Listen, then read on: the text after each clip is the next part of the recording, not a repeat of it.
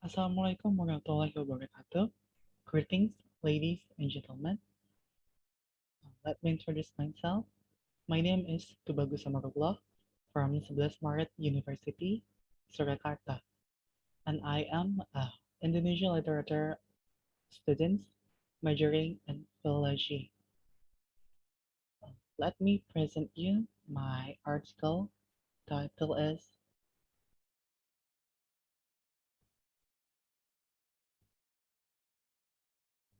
Study of Traditional Historiography, Islam in Banjarmasin, in text Asal Bermula, Islam di Negeri Banjarmasin.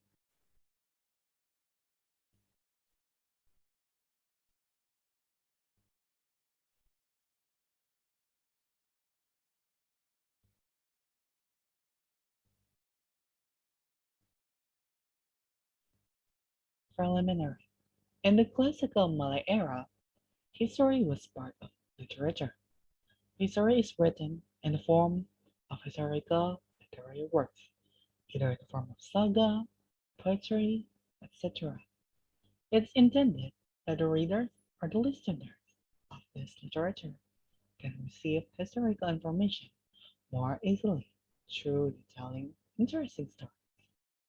But the problem of this method is whether the historical literary works use the rules of historical writing in their preparation, because a history should not be written with contamination of the author's imagination, but taken from events that really happened. Historical literature is a work that has historical value. In traditional society, the authors do not write history in a rigid way, but by using storytelling that is acceptable to the local community. So, it is a common thing that nowadays we find historical writings through literary works in form of saga, poetry, etc. Therefore, this kind of literary work is called traditional historiography. Manuscript. One of the manuscripts that have an historical value amongst all of the texts in the world is Asal Bermula Islam di Negeri Banjarmasin. Hereinafter is really referred to as ABINB. This manuscript is written in Malay Arabic script. This research is based on ABINB text, which has been edited by Israelia Negeri in their thesis entitled Asal Bermula Islam di Negeri Banjarmasin, Text Editing and Analysis of Historical Literature. The ABINB text is a text that tells the early history of the spread of Islam in Banjarmasin, on the role of the Demak Kingdom as the first Islamic kingdom in Java. The ABINB text also tells about the condition of the Banjarmasin era when Islam entered, and the custom, belief, and custom of supporting community. This is what makes the author want to study more deeply whether the data contained is in ABINB has historical facts in its writing. The problem in this research are 1. The process of how Islam entering Islam in Banjarmasin. The second is the spread of Islam in Banjarmasin. The purpose in this study was to determine whether the information from ABINB texts are historical facts. Theoretical review. Rulink and Fong 2011 states that historical literature had two parts in it. Form.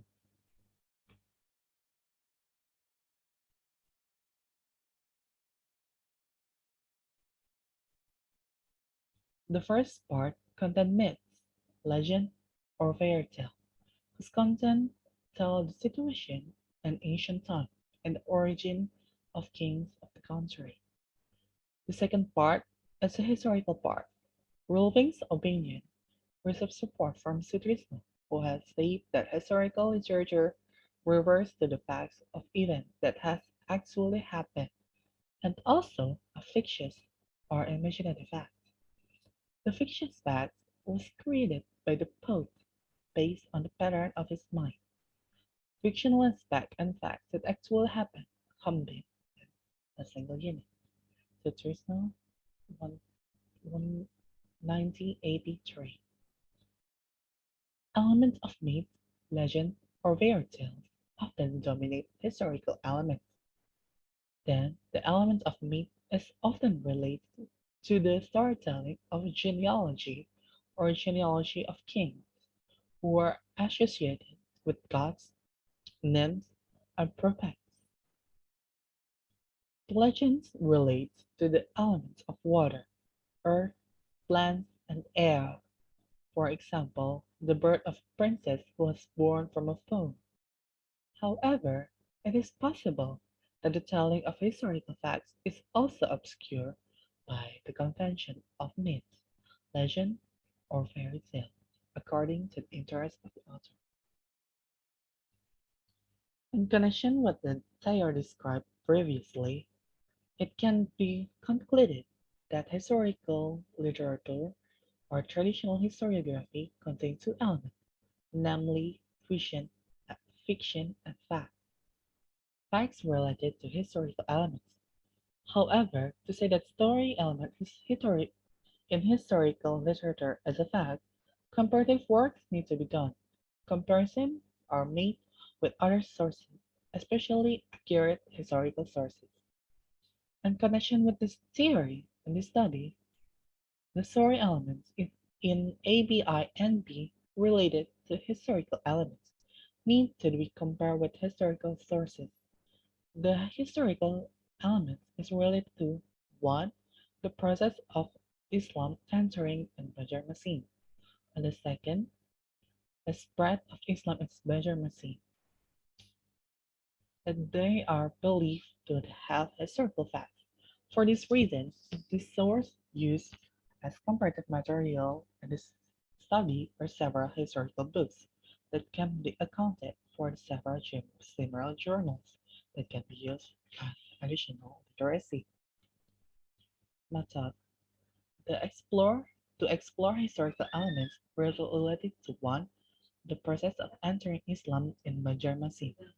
Second, spread of Islam in Banjarmasin. This research is qualitative method with an analytical description. This research technique begins by identifying facts related to historical events, describing story elements in ABINB text, which has been edited by Israelia Negri in their thesis entitled Asal Bermula Islam to Negeri Banjarmasin, text editing and analysis of historical literature, then compare it with historical source contained in history books. The results and discussion. The first topic. How Islam entering Banjarmasin. The origin of presence of Islam in Banjarmasin begins when Prince Samudra, the king of the Queen Kingdom in Banjarmasin. His kingdom would be attacked by three brothers, namely Prince Tabaru from Riam Kanan and Riam Kiwa, Prince Tengah from Batang Amande, and Prince Sirapanji from Tanah Dusun, Kapuas, and Kahayan. Here are some of the texts that state how this happened. Maka setelah besar ABIDNB Samudra, maka daulat raja dikuin oleh Patih Masih, bergerak Pangeran Samudra. Maka tiba-tiba terdengarlah kepada Pangeran Tabaru, Pangeran Tengah, dan Pangeran Sirapanji. Maka ketiganya pada minta melanggar kepada Pangeran Samudra. Adapun pangeran menjadi raja di Siam Kanan dan Riam Kiwa, dan pangeran menjadi raja di Batang Amandit, dan Pangeran Sirapanji menjadi di Tanah Dusun, Kapuas, dan Kahaya. Maka pada tiap-tiap tahun ketiga bersaudara itu berganti-ganti melanggar ke Kuin. Maka Pangeran Samudra bermufakat dengan Patih Masih hendak meminta bantu kepada Raja Jawa. ABI NGB 6, page 6 and 7. This thing, this thing is also mentioned in the 1997 Regional History Book of South Kalimantan, issued by the Ministry of Education and Culture. However, there's the difference in the book because the book says that Prince Samudra was a rebel in the war for power. And another sentence, setelah itu, maka Pangeran Samudra berlayar ke tanah Jawa, menghadap Sunan Demak. Raden Patah ketika itu panggil Raden Patah itu ketika Pangeran Trenggul memohon pertolongan bantu perang. Maka ujar Sunan Demak, mau aku menolong. Lamun kau berjanji dan perjanjian ini mesti akan dilakukan lebih dahulu, yaitu permintaan ini. Dua perkara. Maka yang pertama aku minta ikam di sini. Jua masuk negara agama Islam. Agama Nabi kita Muhammad Rasulullah beserta sekalian hamba rakyat ikam. Semuanya. Dan permintaanku yang kedua, beberapa angkasaku di dalam peperangan. Namun sudah tentu peperangan ikam mesti mengganti. Maka ujar Pangeran Samudra. Inggih pun barang, aja ulun pun. Menurut ujar sampian, asal ulun ditolong berperang hingga tiada lagi musuh ulun. Maka sudah limbah berperang, dan musuh kalah semuanya. Maka engkau perang, ulun kahada. Kau sama sekali beberapa sebab ulun kahada. Banyak. Cuma ulun bayar tiap tahun sekali. Beberapa dapat hasil. Dalam setahun-setahun itulah gasan dibayarkan. Maka ujar Sunan Demak. Baiklah, aku turuti ujar ikam. ABIDNB, page 7. In the quote, it is very clear that it was the Demak kingdom that brought Islam to Banjarmasin through the Prince Samudra, whose name is now changed to Sultan Suryansha.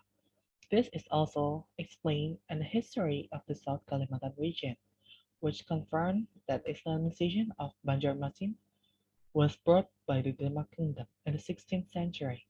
It's a mutual political relationship from fighting the enemy of Prince Samudra. And the second topic, how Islam spread in Banjarmasin. The spread of Islam in Banjarmasin began with the victory of Sultan Suryansha with the help of the Demak Kingdom. Islam is developed thanks to Khatib, who brought by Sultan Suryansha to the Queen Kingdom from the Demak Kingdom, named Khatib Daya. There is the sentence that says surrounding this argument. Maka itu Pangeran Samudra lalu digelar Sunan Demak, Sultan Suryansha. Setelah itu pulanglah ia. Suatu diberi oleh Sunan, seorang katib bernama Katib Dayan, pakai mengislamkan sekalian hamba rakyat Sultan Suryansha di negeri Kuin, Banjarmasin, beserta membawa bala tentara Jawa membantu perang itu. ABIDNB, page 8. Although there is no written record of who the key figures in the development of Islam in Banjarmasin were, the results of the monk's assistance were enormous. The Kuin kingdom began to spread Islam all across the corner of Banjarmasin, and the Kuin kingdom began to expand its relation with our Islamic kingdom, and also opened a new dynastic period in the Queen's realm.